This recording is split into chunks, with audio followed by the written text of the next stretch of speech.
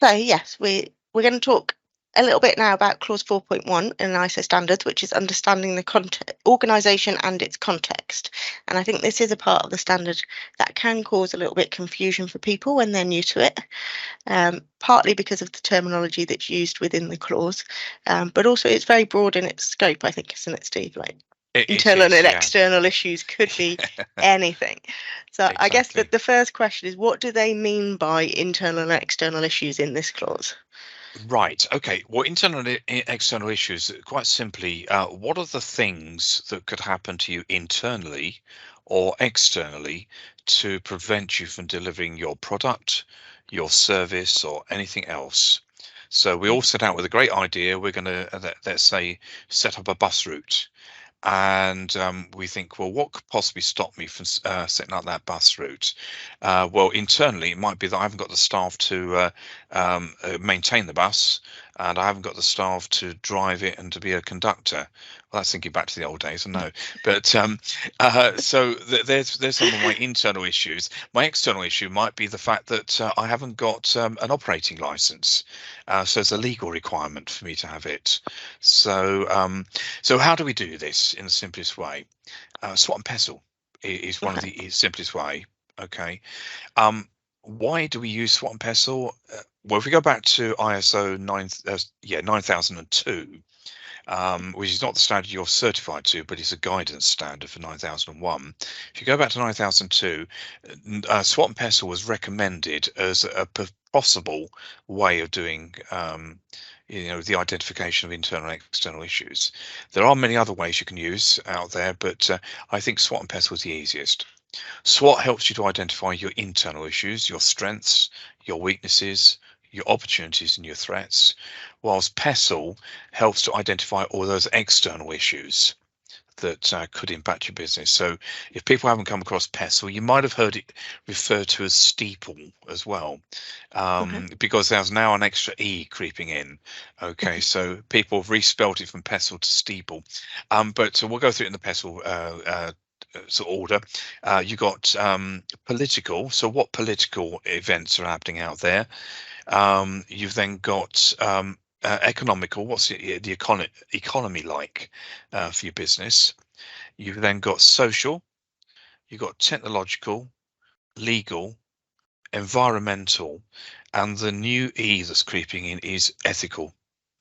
Okay. And I think that's creeping in because there's lots of emphasis now on things like modern slavery and Yeah. anti-bribery and that sort of thing. So it's good to have that one in there. So when you're doing a SWOT and pestle, Mm. so say you're doing a SWOT and pestle for a 9001 management system, so it's a quality Yes, yeah. management system. Are you just thinking about the impact on quality and delivery to the customer, or should you be thinking more widely about the business as a whole? I think certainly when it comes down to quality, you think more widely as about the business as well, because without the business, you don't have a service or product That's to deliver. right. So yes, I think the way I would do it is sort of almost in my mind, or even on a bit of paper, just draw a kind of a couple of circles and decide, well, what are my external influences and what are my internal influences? I've seen a few people do that, and they've actually found it a lot easier to Okay. manage that way, so that doesn't need to go into any documentation anywhere. It's just a reference that can help you keep the thing in scope. All right.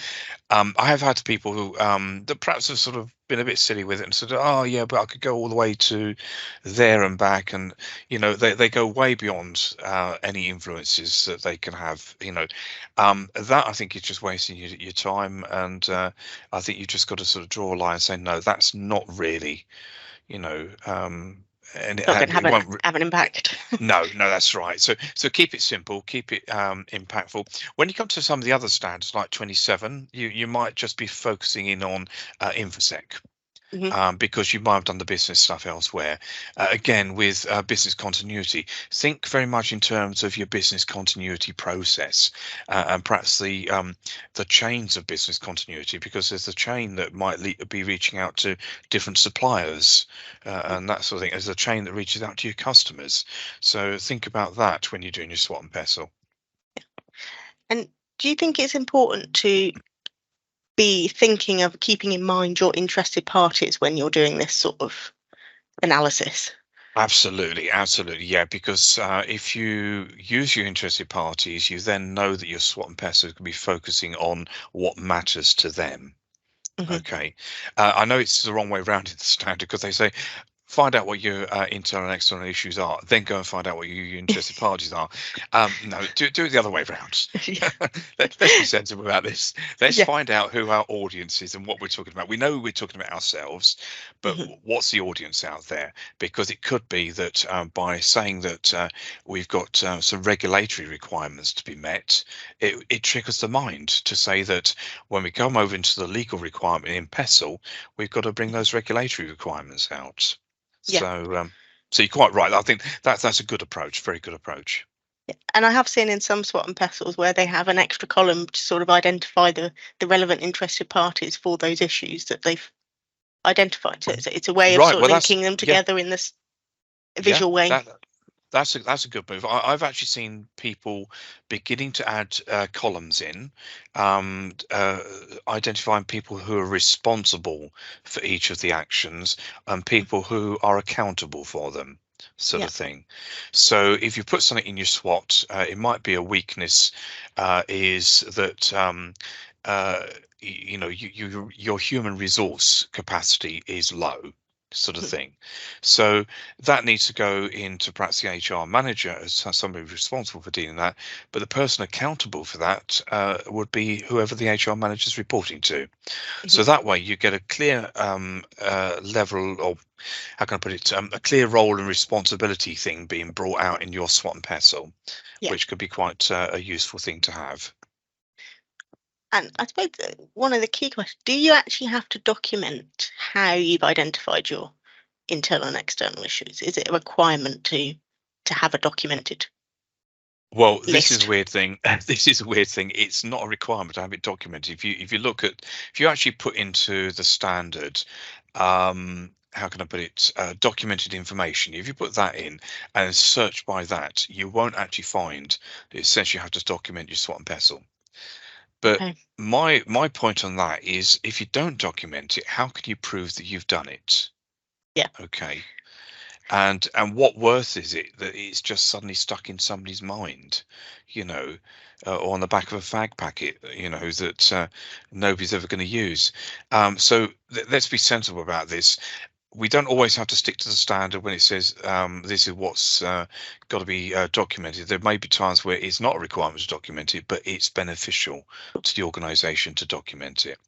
I think the reason they've not put a requirement in there to document it is because you've got to bear in mind all the standards are built for an organisation that could be a one-man organisation right the way through to a 2,000 person organisation. Yeah. All right. So if it's a one-man organisation, Fred, who runs his little machine shop, he's going to know his interested party. He's going to know his sort of SWOT and PESEL, and it's probably all going to be in his head. Yeah. The minute he gives up his job because he's retired, it's of no worth to anybody anyway. So because he's probably sold his business and pushed it onto somebody else. So I can see that being the benefit. But what I would be then saying to Fred is that when you write your scope out, make sure that somewhere in your scope that you've got some sort of reference to the interested parties and that sort of thing. Yeah. Okay. So, and scope's an interesting one, by the way. When we think about scope, we're not talking about the scope that appears on the certificate. We're talking about this a scoping document. Hmm. Okay, so that's a document that describes your business. Yeah. So it might describe your internal and external issues in a simple document like that. Okay. So if you didn't want to do a SWOT and PESTL, Yeah. maybe you thought for the size or nature of your business, it wasn't an appropriate way to do it. Is it okay if it's something that's just discussed again amongst the management team, or it's just something that they're capturing in a different format? Yeah, I mean, they could discuss it in the management team and perhaps bring it into what really becomes the management review process, Hmm. because you've got lots of places in there. I mean, it does talk in the management review to about feedback from interested parties. Yeah, Now, that doesn't mean you have to actually have feedback from interested parties, but it could be a point where you're discussing interested parties and their needs and expectations. So, yeah, bring it into the management review. yeah, If it's not something you've discussed anywhere, it might be that you're a one-man band, but you know in your head that your suppliers are an issue to you.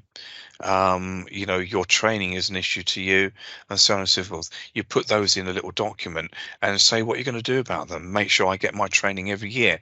Make sure I pay all my suppliers on time, and all that sort of thing. It then becomes almost a kind of a measure, an objective, or something like that. So yeah, what the standard is looking for, let's just pare it right the way back. What the standard is looking for is that you understand what could influence your business, and you understand what you can control and do something with, and what you can't control, and you have to actually say, you know what, I can't do anything about that. I'll just have to monitor it until it hits me, sort of thing. yeah. So it's a bit like CBT, cognitive behavior therapy. So, Yeah. but that's a completely different subject, so we won't go there. Yeah, I mean, I think other ones that I've seen used successfully is things like balanced scorecards. Yes, Because yeah, again, yeah, in the yeah, creation of a balanced scorecard, you have to go through that thought process of, what's yes, on the yeah, horizon, what's affecting us now, what do we think is going to happen in 3 years' time. It's that kind of yes, yeah. discussion. I think another one I've seen is where companies do sort of L10 meetings. So again, All that's right, something not that come where across that one. you've, Yes, yeah. yeah, have you heard of the process where you have rocks for your objectives? Quarterly rocks. So this is a Yes, yeah, I management principle. vaguely Yeah. heard of it. Yes, Yeah, yes, and yeah. you set yourself a quarterly rock, which is basically your big thing you need to do that quarter that absolutely must be done. No excuses. This is the priority Right, kind of yeah, thing. yeah, And then you have regular meetings to progress that, which are called L10 meetings.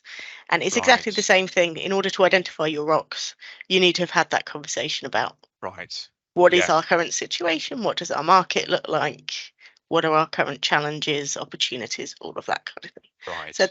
there are different formats out there, but I think a SWOT and pestle, if you've not done anything like that before, is a really good way It's to worth get into exploring. it. Yeah, worth exploring. Yeah, yeah. Yeah, And I think that's why the standard's not been specific and not been prescriptive on this, and saying you shall do a SWOT and pestle. It leaves it to each organisation to come up with their own way of doing things. And as you yeah, say, there are so many tools. I think all you've got to do is type something into Google and just sort of simply say, SWOT and pestle or similar technologies, yeah, and it'll probably come up with the top 20 things that you could use. yeah, So yeah, yeah. And another thing I've seen used quite effectively is like a 5 year strategy. So again, if you're yeah, developing a 5 year strategy, you're going to be thinking about those you things. So are, you normally the are. strategy that comes out of it is the end product of a lot of other analysis. So Yes, yeah, that yeah. analysis is probably your internal and external issues. Yeah, and if you've already got that strategy in place, you might actually sort of be saying to yourself, "Well, we know what we're doing, but we'll do a bit of a SWOT and pestle around it, just to make sure that we haven't overlooked something," Mhm. and that might inform the strategy then. And it's a very good point you're making there, that bringing the strategy bit into this is that right from the start of any management system, you should understand the strategy of the business, Yeah, because without that, your management system will be divorced from your business, yeah, and it's very, very difficult to get them back together again. So right from the start, there should be that engagement of mm, the two parties. So yeah, think about that. And I think if I was a new organisation, I'd put my strategy together as to what I think I want to do. I then go away and do a SWOT and pestle, so I understand what's going to stop me achieving that strategy. I might then, out of that, set myself some objectives or risk assess some of my SWOT and pestle, because I don't know how bad the situation is. Is it me just working overtime, my brain sort of thinking things are worse than they are, or is yeah, it reality, sort of thing? mhm, And once I've got that, I've got a better picture of what faces me down the line, and I can put some action points in, and perhaps then go back to what you're saying is have that 10L approach or whatever it was, and the Yeah, you know L10, the yeah L10 yeah with the rocks and boulders and yeah, make sure you're not dealing with the pebbles, you know. Yes, leave the pebbles and the sand alone. It's the Yeah, rocks you want that's to right. deal Yeah. with. Yeah, absolutely. But Uh, that's it, and that's a nice way of showing actually how this part of the standard, this requirement, really does link to a lot of other parts of the standard as well. Because, it like you does. Yeah. said, you've got that interested parties, obviously, which is the next Yes. clause along. Yeah. You've got the risk assessment, which comes under clause 6, Yes. and your Yeah. objectives, which are also in clause 6. But Yeah.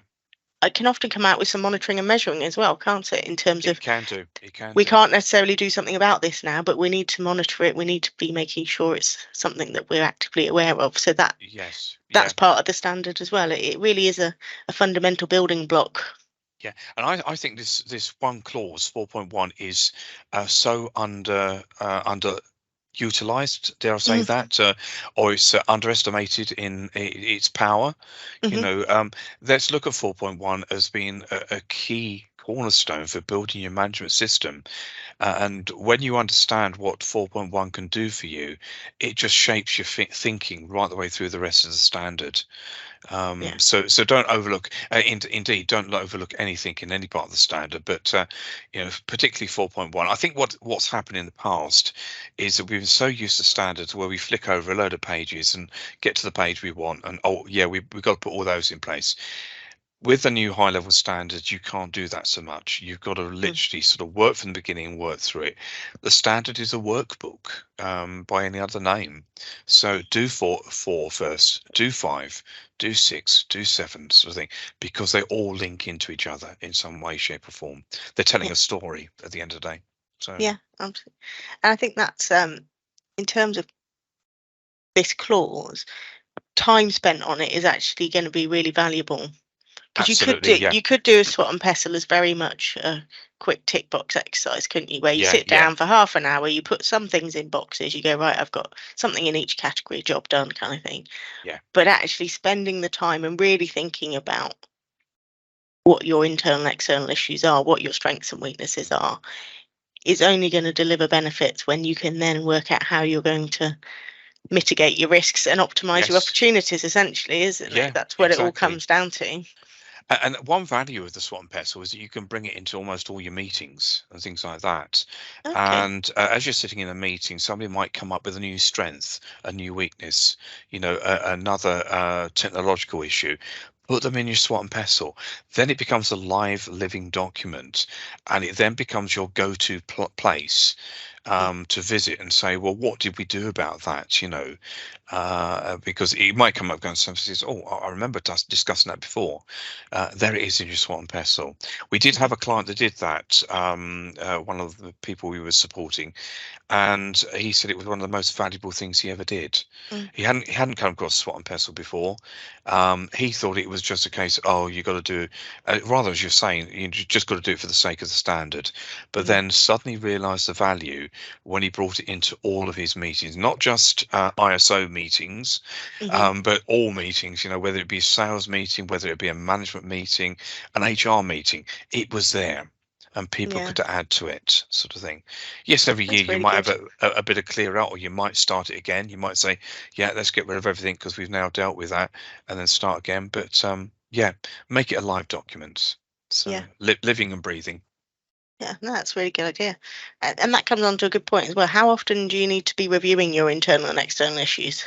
I would say if you're not doing it on a sort of a meeting by meeting basis, I would be looking at least every 6 months to a year, sort of Okay. thing, because your business is going to change in that period. Again, it depends on you as a business. Are you a fast moving business?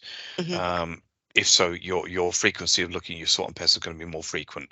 If you're a slow moving business, then yeah, don't sort of flog yourself to death Yeah, by doing it every week. There's no value. yeah, absolutely. And we've talked about sort of how it links to the rest of the standard and why it's important.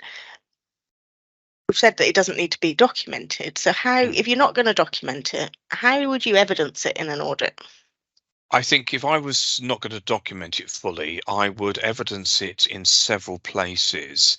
It might be in my risk assessment that I would evidence it. I might put it into my continual improvement log because I've identified Mhm. actions that need to be done. It might be that I can evidence it through saying, well, here's a policy that I wrote because of the SWOT and PESTLE I did in my head, sort of thing. Mhm. Um, it might even be that you add it as an objective, or some ideas come out as objectives. I think I'm just a little bit old-fashioned in that sense that I like to know where I've got my ideas from, so I like it on paper, Yeah. or on a screen somewhere, so I can always go back to it because I know what it's like being in an assessment. The assessor throws a question at you, and you think, crikey, where did I get that from? And if Yeah. you haven't got a document to go back to, you start digging yourself a hole, and the assessor helps you dig and then pushes you in, sort of thing. And you don't really want to be there digging holes in assessments. So No. it's really about making life easier. Also, think about in terms of this that if you move on from your job, you might win the lottery and you're not there, and the following Monday, how are people going to know what you were thinking about? Yeah. Because there's no way you're going to be picking that phone up when you're sunning yourself on the beaches of Barbados. Yes. Um, By the way, our internal issues are. yeah, that's right. Yeah. Yeah, yeah. Feel Sorry. free to call me about the external ones tomorrow. Yeah. Yeah, Exactly. I'm too busy swimming with dolphins or something.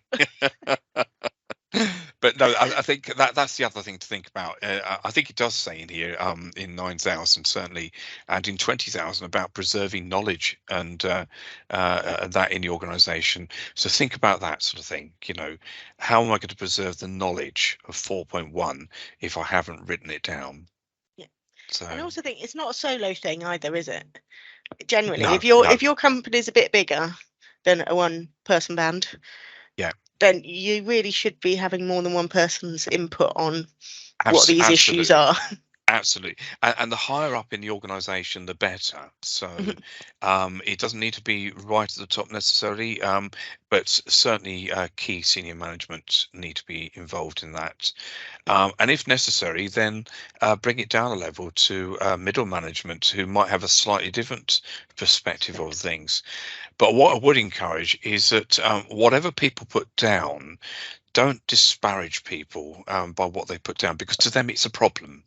Yeah. Okay. So record it, whatever it is, and then work through it and then discuss it, because they could see something as the biggest risk to the organization ever, but they haven't got all the facts. Mhm. So encourage people to put their ideas forward, but then work through those ideas. Yeah. Because that way, it's only by doing that you get the honest answers coming out. The minute you start putting people off and be disparaging about their responses, it's the minute people think, oh, I can't be bothered, I'll clam up Yeah. because I just can't take this hassle.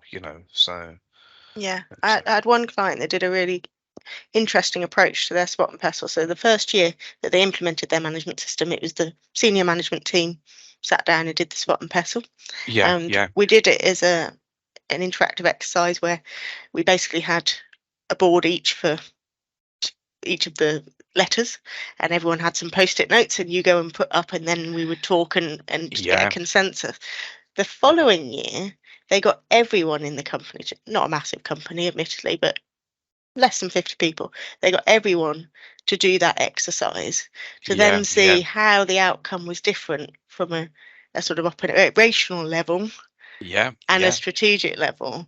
yeah, And there were some things, really good conversations that came out in terms of things that management hadn't seen as an issue, but the people working in that area did see as an issue, and absolutely, vice yeah, yeah, versa. yes, The operational team suddenly thought, oh, so that's a challenge that strategically they're dealing with that we had no idea about, and that kind of yes, explains some of these policy decisions and things like that. So yeah, it was almost a really good kind of way to open up a discussion yeah, about where the business is, where they're going, what their yeah, day-to-day challenges are.